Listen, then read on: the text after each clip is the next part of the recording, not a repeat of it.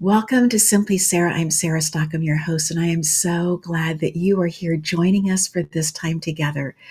We thank Lamano Art and the Stegner family for their incredible sponsorship and support. And I am so pleased in this time that we've been talking about resilience. Most of season 7, if not all of it, as I have looked at the guests that are lined up, people coming into the studio to have conversations, are speaking about resilience. And today we bring in Tom Nyeholt. Tom, it is such a pleasure to have you here today. Thank you so much for joining You're us. very welcome. It's a pleasure. Thank you. So we met, I don't know, the early Mm. 2000s or so. And at Cullen Elementary School, you were somebody who was available to be on campus. You had 3 kiddos eventually Yep. at the school. And I got to so lucky that I got to be one of your daughter's teachers and Cameron. And what an incredible thing that year to get to know you. I'd already seen you on campus helping out. And you are somebody that the community knows that they can lean into and lean on.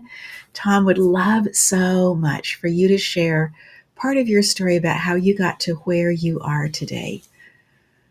Wow, it was quite a thing. No, after graduate, oh gosh, the Roomba's going on. Um, After high school, didn't have a clue what I was going to do. I really didn't.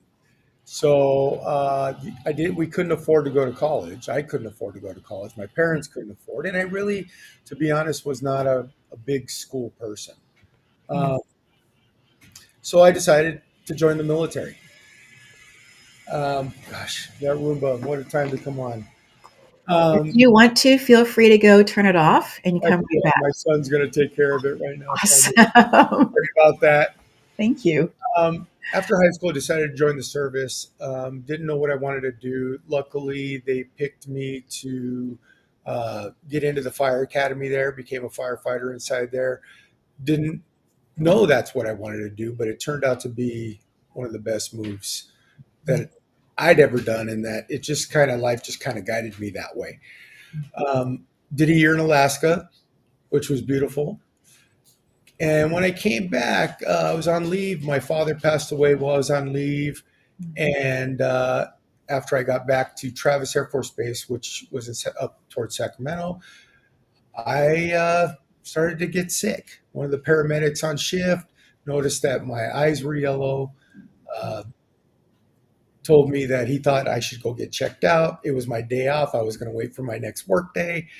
Went in and they told me, "You're not leaving the hospital." They wanted to run a bunch of tests. Ran tests. Phil, finally, they told me that my bilirubin, one of my lab results, it's supposed to be zero point 0.5, was in the 70s. And they told me if it didn't start to come down, that I wasn't going to live. Wow. Being 20, 21 years old, didn't take it seriously. Called my brother that was a nurse, kind of said, "Hey, yeah, you know what they told me? They told me if my labs didn't come down, I wasn't going to live." And he got on the next plane. He was a nurse, so he came up on the next plane. And there for a couple of days, and then I went into a coma. When I woke up from my coma, I had found out that I had have a liver transplant. They moved me to UCSF, had Mhm. surgery there. Luckily, the program had just started there. I was only the second transplant done by that program. Amazing. So I got lucky, spent 6 months in the hospital trying to get squared away. And then the military retired me Mm. on disability. They did so for a couple of years, and then they contacted me and said, "You know what? You're cured. We're going to take your retirement pension from you. We're going to take you from $1,400 a month down to $200 a month." That's a radical change. Yeah, and you know as well as everybody, you can't survive on $200 a month. And were you feeling 100% at that point, Tom? No, I was very weak still. I dropped from my military weight of 210 down to 150 pounds. Had no muscle mass. Didn't know what to expect from this transplant. They had told me, just take 20 years off the top of your life. And I didn't know what I was going to do. I didn't know if I was going to be alive long enough to get married, have a girlfriend, have a family, Right. any of that stuff. I didn't know what to expect. And then I just decided that I was going to just take it a day at a time. That was the decision. If I didn't make it, I didn't make it, and then I wouldn't have to worry about it, or I was just going to persevere and just do whatever came to me. Mhm. I didn't want to stall my life. I figured that I didn't go through what I went through to sit on the couch, watch TV, and then watch whatever I had left of my life just go by. So true. So I stopped worrying about uh, what was going to happen. I just kind of lived life and took it as it came. And I get involved in different things, and I collected baseball cards. That's kind of how I kept myself busy for a while. And I started to get my strength back. I was able to, put on some weight. Obviously, a little too much now, but um, not necessarily a bad thing. And then my brother-in-law, he owned a plumbing company, and he asked if I wanted to come work for him. And I told him, well, I can't work 8 hours. My body won't allow it. He says, you come to work whenever you can for as long as you can, and I'll pay you cash, Mm-hmm. and we'll try to get you back on track again. So I did that, and as I'm working with him, I kind of got exposed to woodworking. Mm-hmm. And then, I did the plumbing thing for a while. I did a little bit of woodworking for him, basic things. He had the contract for Red Lobster and Olive Garden restaurants, so we did a lot of work for them. And then I went to work for the LA Times. My sister got me a job there. I figured I couldn't survive on $200 a month, so I had to do something. Right. My pension allowed me to try it out for a 9 month period. Mm. Um, didn't really last the 9 months because I just found I just physically couldn't work 8 hours a day, Right. 5 days a week. I couldn't do it. But as I was there, I met, which became my wife, the woman that works there. Um, yeah, Gina. And, ended up getting married. And then the woodworking really kicked in after we had our first baby. The second one was coming. Gina wanted to buy a bed for the older daughter, Perry, at a year and a half. And she Yes. was looking at the Pottery Barn catalog. Yes. Well, we couldn't afford Pottery Barn. And she says, well, Tom, this is the bed that I want. And I looked at the price and it was $1,800. And I said, no way, no way. And I shot my mouth off and said, I could probably make that for $300. And she called my bluff and said, okay, wow. Now what am I going to do? Well, I had a Right. cousin, yeah, a cousin and a brother that did woodworking. I called them up. I said, hey, can Mm-hmm. you can you help me? Uh-huh. Yeah, sure, I'll help you out. And we did it. We made this bed with a trundle out of oak, and it came out beautiful, and it worked great. And then that's when I caught the bug, Yeah. and I just saw a pile of nothing turn into, you could call it a work of art. It was actually a very, very nice bed. And yeah, like I said, I caught the bug, and then I found Tri Community College that was offering cabinet making classes. Mm. Oh, okay. I need something to do. I had to keep busy. I'm not a person that can sit around. And I think I was going to drive everybody crazy just trying to sit around. Like I said before, I didn't want to just watch my life go by. Mhm. I didn't know what was going to come. I didn't know how long it was going to be, but I wasn't going to sit there and watch it. Right. So I just started working with wood. Then people would call me, hey, can you do this? Can you do that? And I started out small, and I started out just saying, okay, yeah, I'll do that, but you need to buy me this tool because I don't have it to make it. And that's how I basically got my tools. So smart. So, I wasn't getting any money, and they were getting a really good price at what I did. And, my wife says now, if you look at the projects that I did 25 years ago, Mm. compared to what they look like now, I'd almost be embarrassed to admit that I had made those. Everybody else was impressed, but now I'm not that impressed with what I was doing. Everyone has to start somewhere. And I love that you were looking for ways to continue to stay busy in a way that you could match your energy with your project. You had tried a couple other different things. And I love also that your brother in law had said, on the days that you feel that you can show up for as many hours as you can to get it figured out. What an absolute gift that was to get you out of the house as well and talking with other people.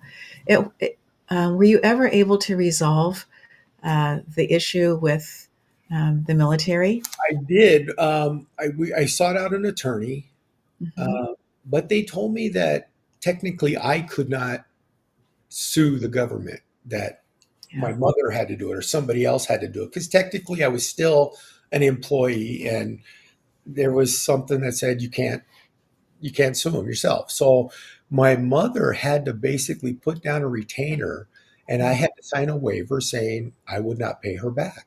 Mm. So wow, that went on for 9 years of Wow. scraping. I had to move back home with my mom. I couldn't afford to live on my own. Then finally, when Gina and I ended up getting together and getting married, she was basically fronting everything. She had a really good job at the LA Times. She was pretty much doing it all. And I was waiting it out, waiting it out, waiting it out. And my attorney had told me only one of three things is going to happen.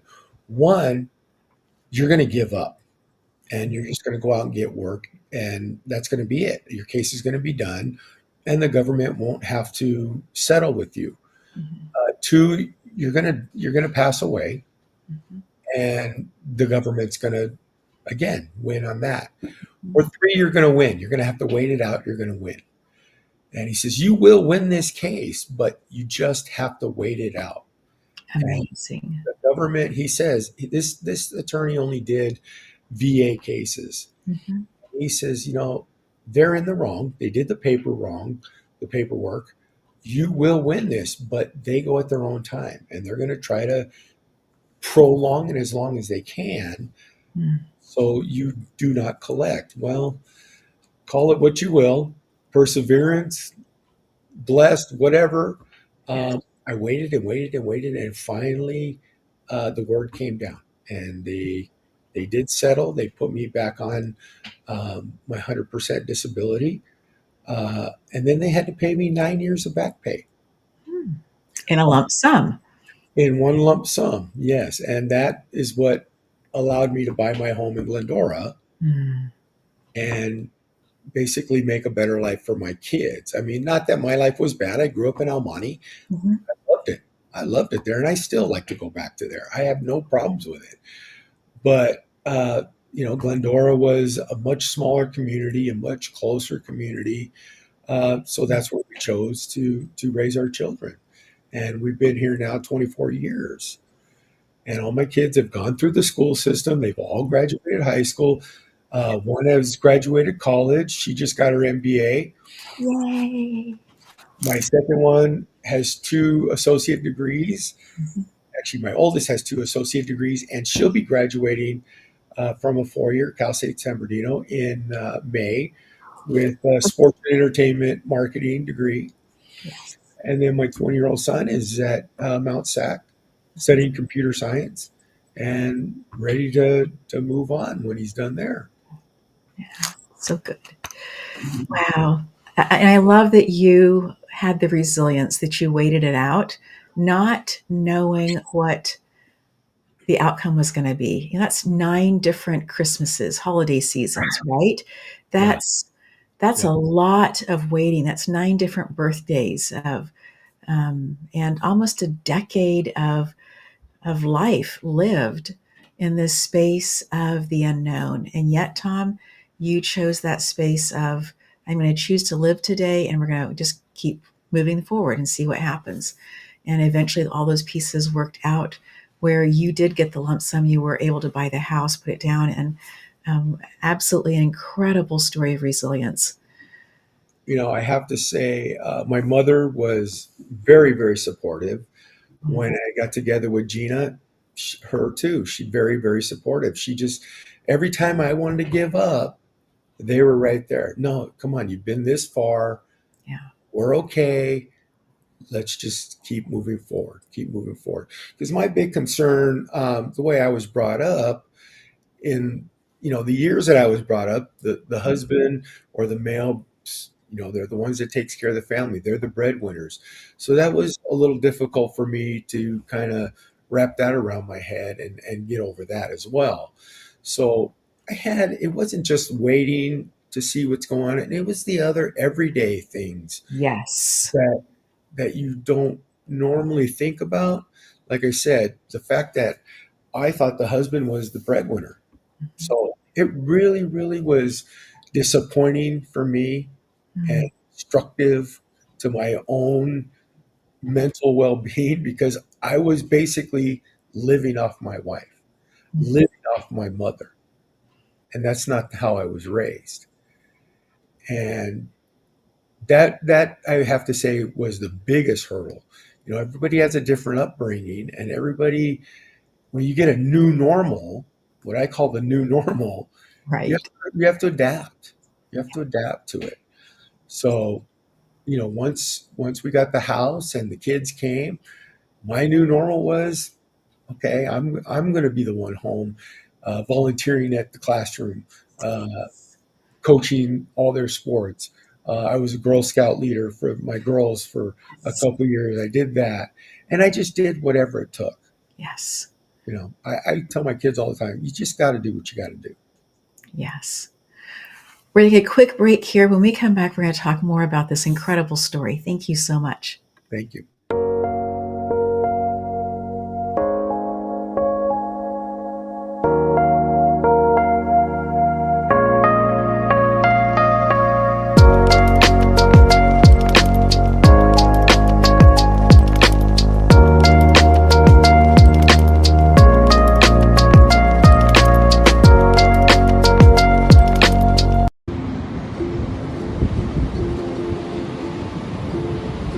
Hi, I'm Michelle. I am the founder and owner of Lamano Art.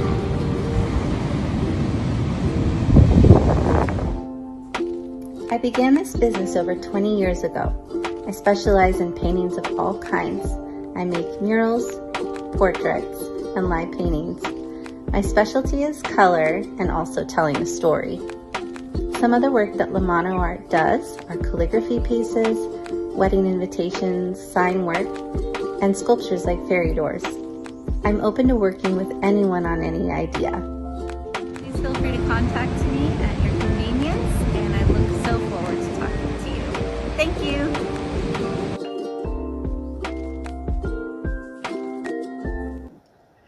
I am loving this conversation with you, Tom. The space that you get out of high school, not sure what you're going to do, join the Air Force. They say, hey, we think you make a great fireman. You go up to Alaska, you spend time there. You're on leave and your father passes away. You head back up to the base and you're not feeling very well. And when you wake up from the coma, it's on in terms of absolute life change. Um, did they put you on medication then to not reject what You you've gotten? they did. And your body, when you take medications like that, your body responds. Yeah, it's great for whatever the medication's for, but it causes a whole bunch of other problems. And they had told me, oh, you're going to be on this the rest of your life and this and that. Well, after about 15 years, I started to think, and I had heard, well, your liver or your body, actually, every cell in your body replaces itself every 7 years. Right. So I thought, okay, great, 15 years. It's already replaced itself twice. Um, I don't think I need this medication anymore. So, and I thought, okay, for every year that I can get off this medication, when they told me 20 years off the top, I get to put a year back because I think it's the medication that shortens your life, not Mm. the procedure. So at 15 years, I went to my doctor and I says, you know what? I want to stop all my meds. Oh no, you can't do that. It was a hard no, I'm sure. It was a very hard no. They just said, you can't do it. And I said, being the person I am, I said, I'm going to do this with or without you. Mhm. I prefer to be with you, but I'm going to do it either way. And they got to be a little concerned that, well, okay, well, if you stop your meds, that could cause your death, really. And I said, look, I don't have a death wish. That's not the whole reason I'm doing this. You have a life wish. Yeah, exactly. Exactly. I mean, when I was on certain meds, my face just blew up. They Mhm. call it moon face. And I was on heavy steroids. I had a lot of joint pain, a lot of swelling, a lot of discomfort, really, Mhm. on the meds. So we talked about it. And he says, well, okay, if you're going to do it, let's do this right. We're going to come out, we're going to start taking labs every 2 weeks Mhm. to get off your meds, and we're going to watch your lab work. I'm also going to write a prescription for all your meds, and you keep it in your wallet, and you decide whether you're going to fill it or not. Yes. Yeah. That's on you. Great. I'll take that responsibility. No problem. Yeah. So, as time went on, I was taking labs. Everything was fine. I was starting to feel, I had less pain in my joints. My Mhm. swelling started to go down. And it just went on and on and on. 2 weeks labs became 1 month. Then 1 month became every 6 months. Then every 6 months became every year. Mhm. And I was doing fine. And the doctors just kept saying, we don't understand Right. what's going on. This should not be happening. He says, your blood pressure is good. It's actually better than mine. Your labs are all within normal ranges. Mhm. This should not be happening, but it is. And he would tell me, "Boy, you're the number one discussion around the water cooler because you shouldn't be able to do this." Well, Right. now let's see. I coming up next week will be 33 years Mhm. since I had my transplant. I've been off my meds now over 10, Amazing. and they're just like, yeah, it shouldn't be going like this. It really, really shouldn't. But I'll take it. I'll take it. So now, instead of, in my mind, I have wrapped my head around the idea that, okay, they said take 20 years off the top. It's been, let's say, 10 years off my meds. So I get 10 of those 20 back. Yes. And now it's just, I'm at the point I'll be 60 next month. And I'll just take my chances. Now I think I've lived a pretty good life. Really, really good. I got three beautiful children, great Yeah. wife. I've done a lot of things that I've wanted to do. I've done some traveling, not overseas, but in the States, which I enjoy. And I'm available to kind of do things for other people. I mean, my kids were at Cullen, every one of their teachers probably has a piece that I made Yes. for their classroom. Yes. Great, great. That's really, and that was my in. Mhm. That's how I got people to know who I was. And I wanted people to know who I was because, I wanted to be approachable, that if something happened to my children or they were doing something wrong, they would be okay to contact me and say, hey, look, this is happening, blah, blah, blah, blah, and then I could deal with it. So I was home every day with my kids, my Mhm. working. I would tell customers, I don't do deadlines because Mm. it's come first. So if I get a call or I have to be somewhere for my kids, I just drop it and Right. go. And I'm able to work out of my garage at home. I've Mhm. now got the tools that I need that I've accumulated over past jobs and that kind of thing. And I still consider it a hobby because I Mm. don't do it full time still. But really, if I wanted to and I could, I can. But Yeah. that's my escape. That's my therapy. That's what keeps me busy. It keeps my brain active. Mhm. I'm still solving problems on how to do Yes. things, and that was my big thing. I still miss the fire department every day. Mhm. That I never thought that was going to be my thing, but man, once I got in, I fell in love with it. It really, really. I think only certain people can do it, and I Mhm. was lucky enough to be chosen to be one of those people. Yeah. So I miss it every day still. And it's not just the work, but the guys, the camaraderie, the family, Yes. that. And I don't really have that now because I work by myself at home, but I Right. try to get out as much as I can, Yes. and I word of mouth is my big thing. Hmm. Teacher tells another teacher. And my wife at the time was a substitute teacher, and she used to tell me, well, you can't charge too much because teachers don't make a lot of money. That's fine. I mean, I just kind of want to cover my costs and Hmm. maybe get a little bit more to put towards the budget because at the Right. time she was in school. She Yeah. stopped working at the Times and she was going to school and working as a substitute teacher for a while. Mm. And then she figured out teaching wasn't her thing. She wanted to get into counseling and became a guidance counselor. And now she works in Newport Beach. She's been there 10 years. And I stay home. I've been cooking for 30 years. I do all the meals. I don't do laundry. I'm not allowed to touch the washing machine. Because as a man, I have colors is one load and white's another load. That's it. And everything goes in the dryer. Yes. Oh yeah. Everything. See, my wife says, you know what? You're not allowed to touch. Yeah. I But, appreciate that you do all the cooking because at the firehouse, there is that rotation that takes place naturally anyway. And so you were able to bring that piece from your firefighting world into, your everyday life at this point as well. That's a the beautiful, hard the hard part is cooking. You're used to cooking for 15 men. right? Yeah. Portions. Yeah, yeah, portions. And after 30 years, I finally think I have it. But there's certain recipes like my spaghetti sauce, I still make way too much, so I give it out. Our daughter played water polo not only in high school but also in college, and we literally got this huge pot in order to make typically spaghetti, sometimes other things that are in there. And when we relocated, Tom, we brought that pot with us. And my mom today is wanting to make tomato soup, and it's like 5 pounds of onions and 15 pounds um, of carrots and other things go in there with that, and then I don't know how many pounds of tomatoes, right?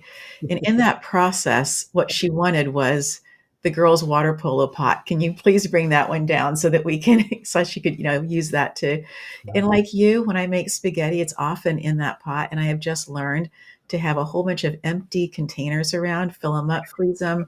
And I call it freezer food. Yep. It becomes a very, very easy thing. Oh, we have people stopping by to eat. Not a problem. We have freezer food. It's easy to pull it out. So, Yeah.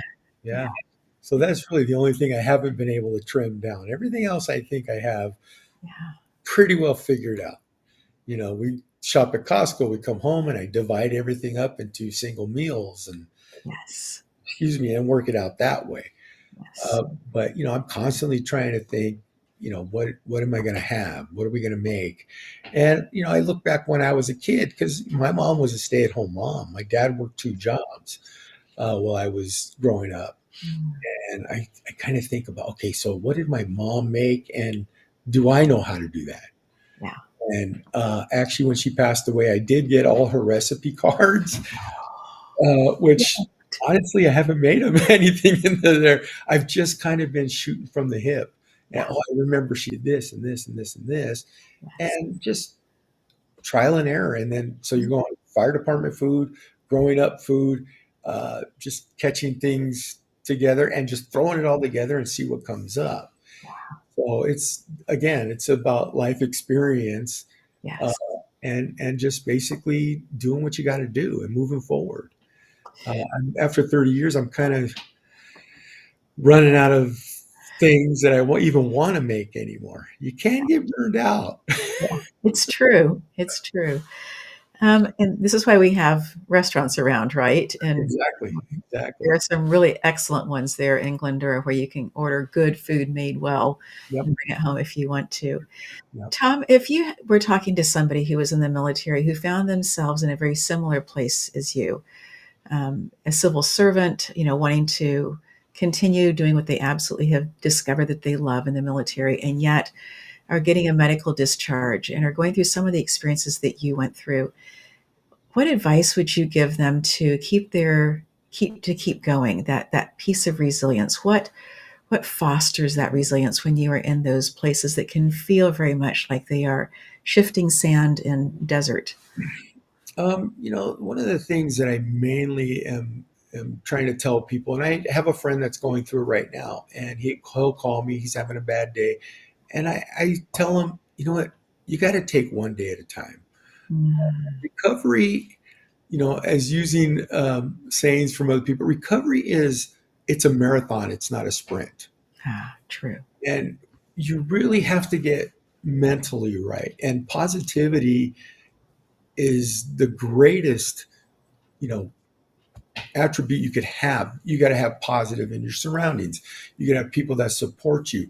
If you don't have that support, you need to push them aside for a little while. And you just kind of have to stay positive in yourself. And there are going to be days when you can't do that, and that's what those other people are there to help uplift you and talk. Yes. And I had that. But yeah, it's things don't happen quickly, and Mm. just don't give up. Don't Yes. give up. Yes. Um, Keep going. yeah, that's the easy way. I mean, you just got to work. You just got to work. You got to put it in. Um, you know, uh, I had sent you a saying. Nobody, nobody ever that gave 100% regretted it. Right. So that's pretty much it. It's just got to lean on your support group. You got to be patient, and you have to get used to your new normal. Mm. You have to let the past go.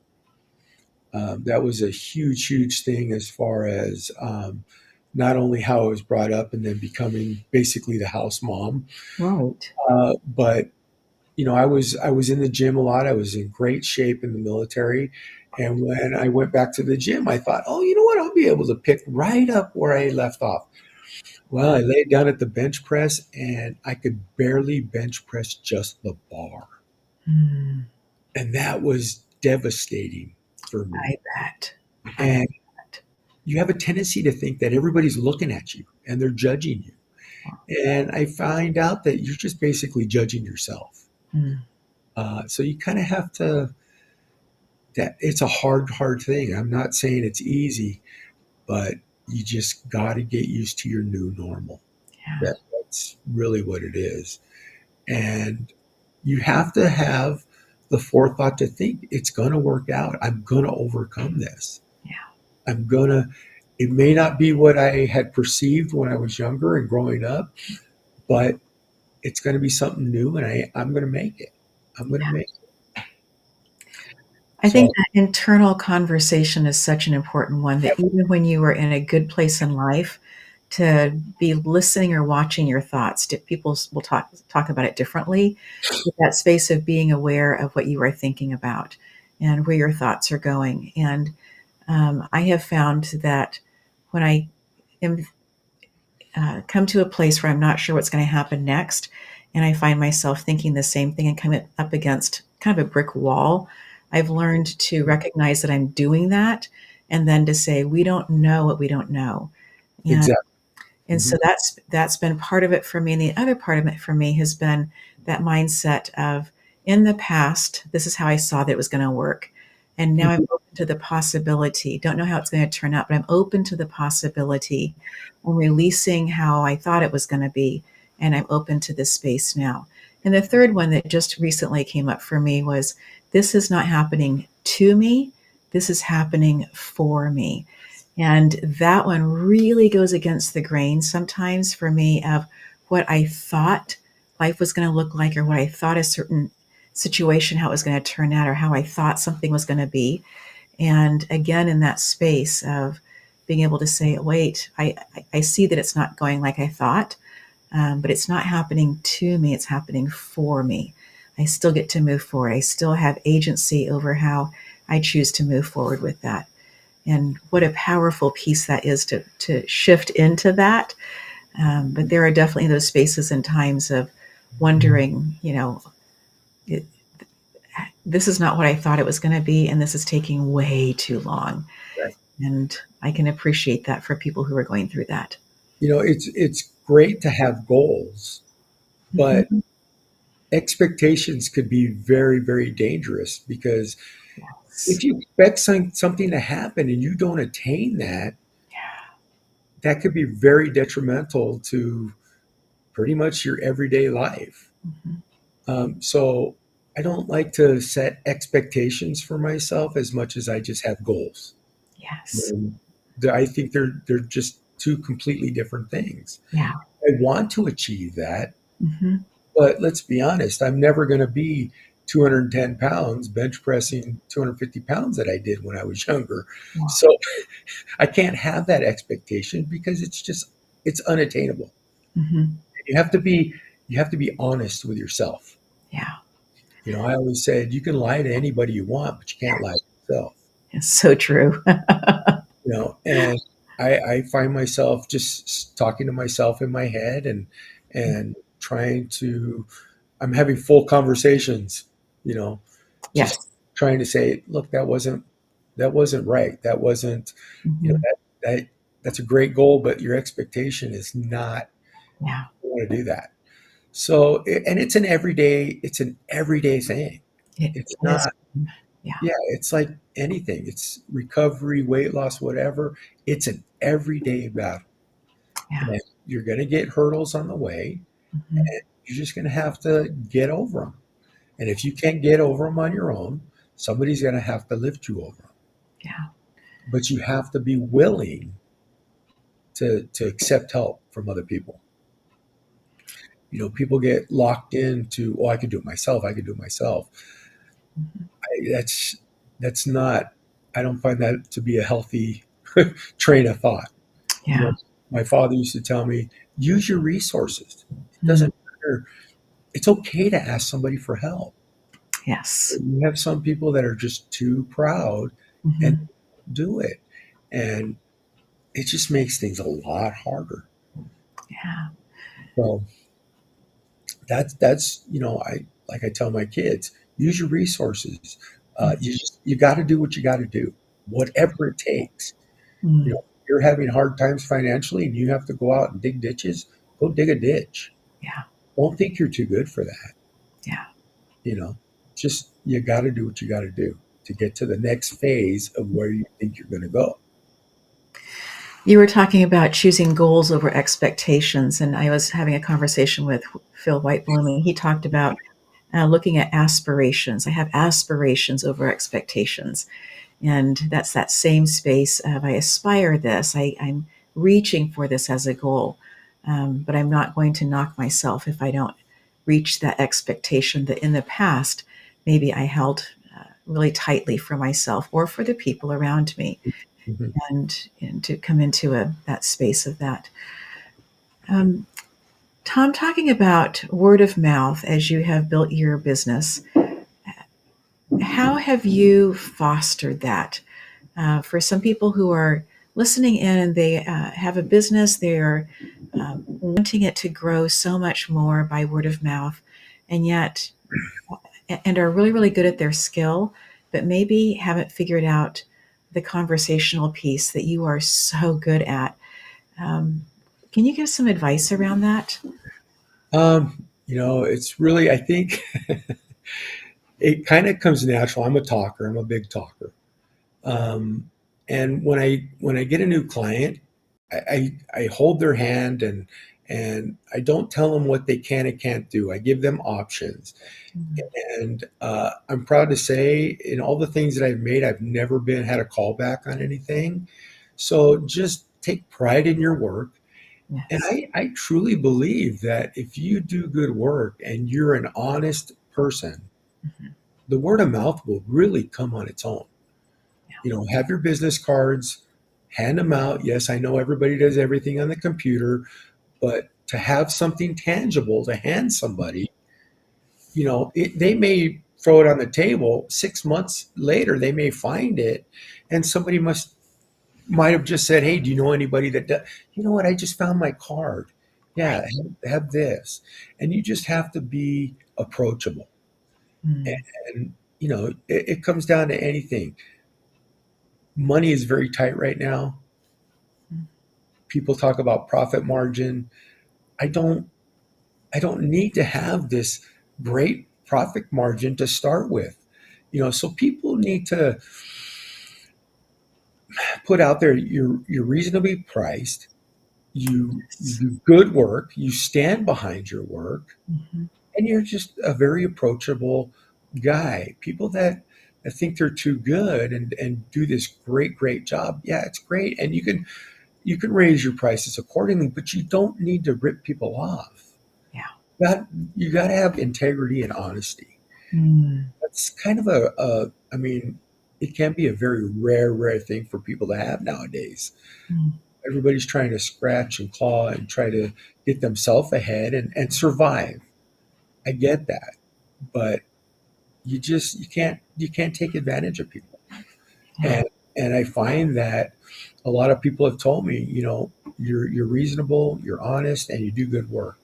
And if somebody doesn't have that, I would not recommend anybody that I didn't feel did good work and was going to show up on time and give me a reasonable rate. Right. It will come on its own, Yeah. because people want to tell other people, hey, this guy's good. He does good work. He's Mhm. reasonably priced, and he's a nice guy. He's honest. He shows up on time, Mm. and it will naturally take care of itself. It really would, because people. There goes my dogs. They're Um, all there. Yay. the water guy must be here.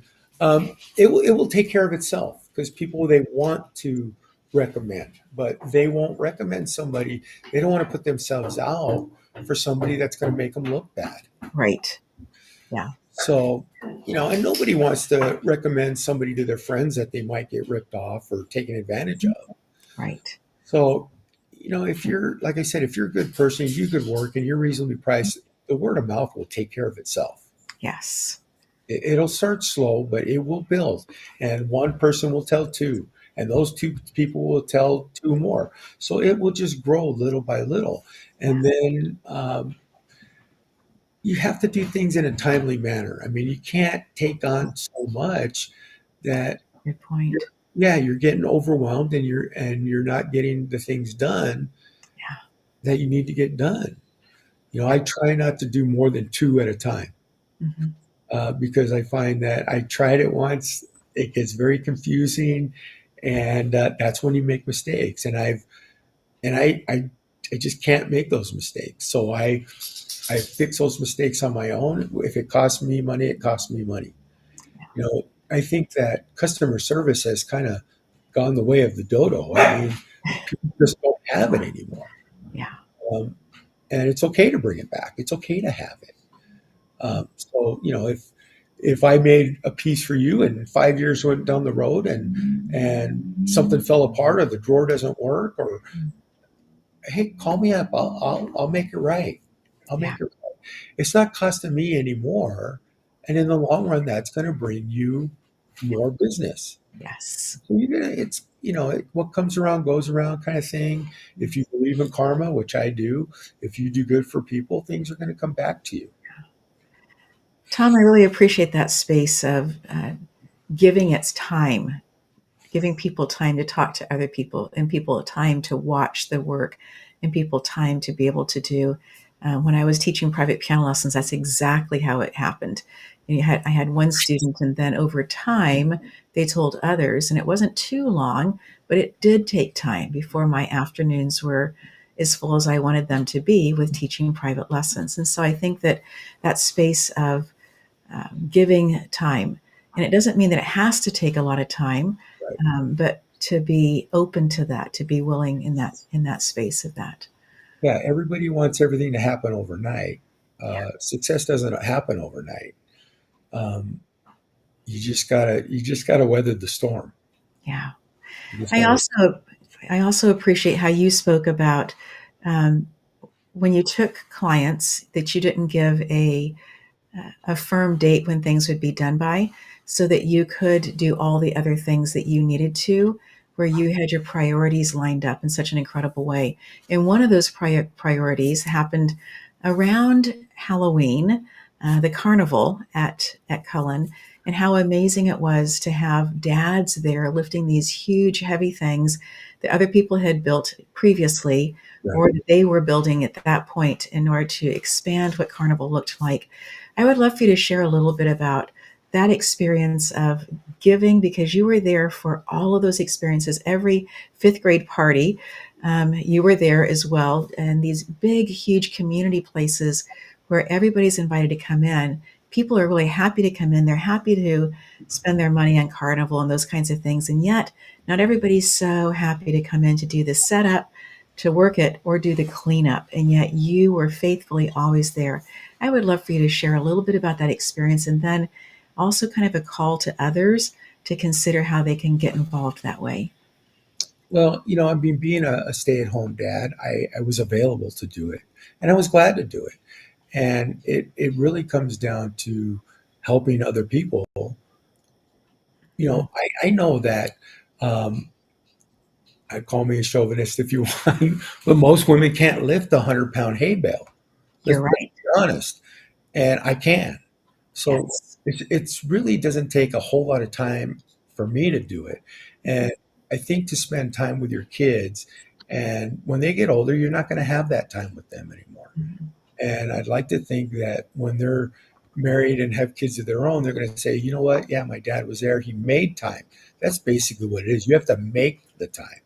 Yes. If you say, well, I'll do it when I get around to it, or I'll do it when I have time, you're really not going to have time because Mhm. something's always coming up.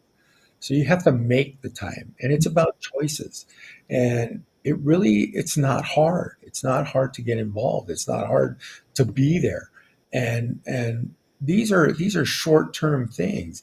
The carnival's one day. You can't take one day out of your busy life to help another person and to be there for your kids, so your kids can say, "Oh yeah, my dad will do that," Yeah. without you even saying you would do it because they know. Right. No.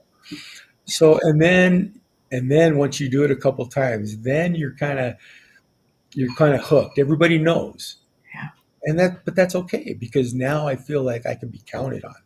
That's Yes. the person I want to be. I want to be the person that other people can count on. And Mhm. I'm open to do things. Whether I know how to do it or not, Mhm. there's things like lifting heavy things. You don't have to know anything to do it. Right. So why don't you use the attributes that you have, strength, height, whatever, to do and speed the process up and make it easier for somebody else. Um, it just comes down to thinking about other people, Oh, and yeah. not always thinking about yourself. It's really easy about, well, what's in it for me? Well, Mhm. to be perfectly honest, helping others is in it for you because it will come back around. Yes. And that goes right back to the word of mouth thing. Yes. He was there. He was this. He was that.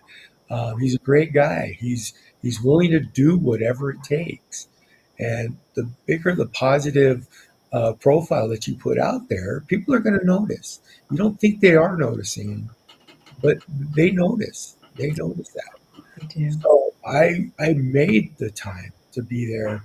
I could have easily sat home and watched TV, or I could have got into a project, or I could have done something else. But knowing the date that it's coming, I planned around it and I made the time to do it because that's what I wanted to do. That was my choice. So it's choices again. It's choices. It's hard for people to think that it is, but it's that simple. Yeah. I Um, really appreciate that space of priorities, right? You made your children, you and Gina made the children priority. You made family time priority. You made being their priority. right, And this was part of their school experience. And so that therefore became a priority for you to be able to be there and help out. right, You're right about, again, for people who are wanting to get a larger group of people to see their work or to be able to talk about them, one of the things to do is to be there and to be helping other people. They will naturally talk about the fact that you are helping, right, and right. they see you, and that also becomes another piece of people associate availability with Mhm. when they see other people. And these people, the other parents, and as you get to know them and whatnot, they'll ask you what you do. And when you tell somebody, oh, well, this is what oh, great. You know what? Here's a card. If you have anything, give me a call. Yes. I've had that. And with social media now, uh, I have a page on Facebook just for my projects. And what I find interesting is teachers that I had in high school have called me through that, and I've done work for them. And past friends from high Remarkable. school, yeah, they have found me, they have seen what I do, and I'm accessible, and they can send me a message, and that just broadens your network really.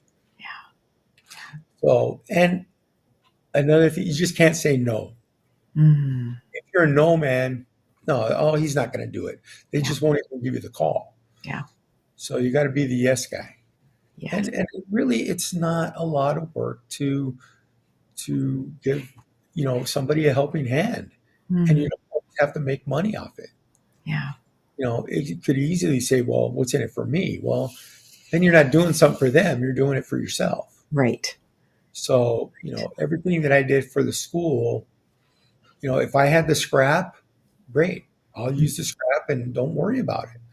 If I don't have the scrap, I'm not going to charge 10 to 20% markup on my materials just because I want it. We'll just give it to them at cost. Yeah. You got to think of other people. I Mm, try to tell people you got to treat people the way you want to be treated. yes. So, do you want to be lied to and ripped off and that kind of thing? No, it's not likely. So, you need to think about other people as yourself Mm, and how you would want it. So, it was just a priority. My kids were a priority. yeah. For selfish reasons, I want them to say what a great dad I was when they're older. I think they're already saying that. You just came back from a wonderful family vacation to Hawaii as a time for all of you to be together. And your kids are adults, and all of them wanted to get on the plane with you. So, Tom, you've done a lot of things right. You have that doubt every now and then, but just keep telling yourself it's too. it's that same space as you were talking about being on the weight bench, and is anybody watching me? There's a little bit of that, right? I think the people are judging me and I'm being stared at, and they Yeah. really don't care. Right. They're Right. not looking. They're worried about themselves and who's looking at them. Yeah.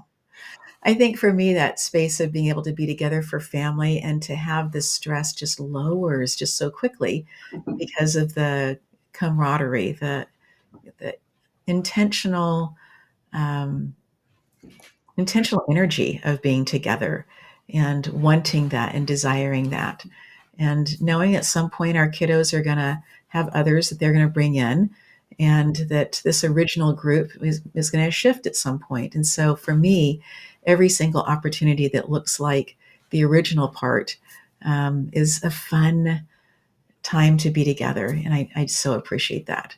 And so glad that you guys just got this time away as well. Yeah, So, they're going to bring other people into the whole thing too. They're going to have friends, and they're going to have, you know, uh, wives and husbands, and you have to be accepting of them too, because they're yes. not going to change that. So you have to, insert yourself into their life as well. Yeah. So if you want to be a part of your kid's life, you kind of just have to be acceptant of what they're doing. Their decisions may not always be the right ones, but you got to still be supportive of it. Just kind of be there to catch them just in case, but let Yeah. them figure it out and let them Yeah. make mistakes and experience those mistakes. And a lot of times as a parent, as you know, it's hard Right. to watch them fail or struggle or thing. And I want to fix everything, but I Yeah. can't. So I just have to be there for, the support when they do break down or they do have doubts in themselves. You got to be there to say, you know what, you're doing fine, everything's okay, and not look at the grass is greener. Don't look at anybody else's life. Don't Right. don't put your life on their timeline. Right. Everybody has their own timeline, and it comes when it comes. Yeah. And you just gotta again use your family for the support. You're Mhm. gonna be fine. You'll get through it. It just takes a little longer. Yeah. I have one daughter that graduated, 3, 4 years ago, and one that's just barely. And you just have to keep moving her forward Right. and nudge her forward. Don't compare yourself to your sister Yeah. or the neighbor or anybody that you went to school with that you see Right. on social media. Yeah. Use your own timeline. Be your own person. Yeah. So Tom, I have loved this conversation. Thank you so much for carving out time for us to have this and for sharing your remarkable story of being a liver transplant and making the decision at some point that you wanted to come off the medications, and how you so carefully worked with the doctor, and that you had an excellent team working with you as you chose that direction. And then for you to be, again, I'm just so grateful for all of the time that you so generously gave to all of us as teachers at Cullen. I'm just so grateful for you, Tom. you're very welcome, and I was happy to do it. And it's again, I met a lot of great people, including yourself. um, and it betters everybody's life. It absolutely does. Well, to our audience, we say thank you so much for being here, and take good care of you as you continue to put one foot in front of the other, as you continue to just strengthen that resilient muscle that you have. Take good care of you.